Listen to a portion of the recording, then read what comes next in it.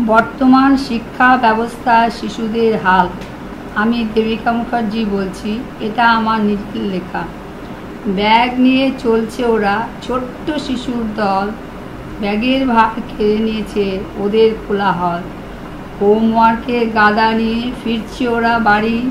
ভোর হলেই দিচ্ছে ওরা স্কুলের দিকে পাড়ি।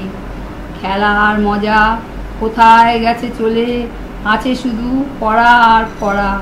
ভবিষ্যতের পানে ওরা হয়েছে দিশেহারা। হোমওয়ার্ক হয় না শেষ, ঘুম আসে ঢুলে। পড়া মুখস্থ করতেই হবে বসে তুলে তুলে। স্কুল হোক না দূরে, সে তো নাম করা স্কুল। সে স্কুলে না পড়তে পারলে হয়ে যাবে মস্ত ভুল। সাঁতার, ক্যারাটে, আঁকা, নাচ আর গান, এগুলো না শিখলে থাকবে না তো সম্মান। পড়া তৈরিতেই সারা সপ্তাহ কাটে, সাঁতার, ক্যারাটে, গানের জন্য শনি রোববার আছে।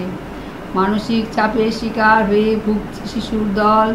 ভুলতে বসেছে ওরা, করতে কলকল।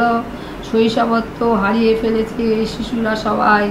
প্রতিটি শিশুই হচ্ছে মুরগির মতো জবাই। শিক্ষা ব্যবস্থার জন্য শিশুদের এই গতি, বড় হলেই অনেকেরই চলে যাচ্ছে অন্যদিকে মতি। বর্তমানে শিশু হবে ভবিষ্যতের কিশোর।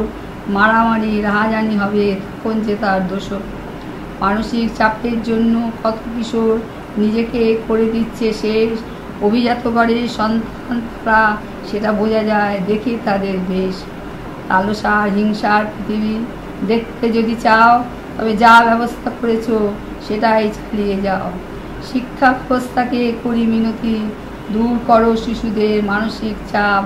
মনোরোগী হয়ে যাবে শিশুরা সহ্য করেই থাক। শিশুরা মধ্যে ভবিষ্যৎ, করবে তারা সমাজ রচনা।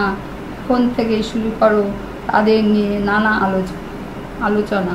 শিক্ষা ব্যবস্থার আমূল পরিবর্তন করো এই বেলা। শিশুদের ভবিষ্যৎ নিয়ে করিও না আর খেলা।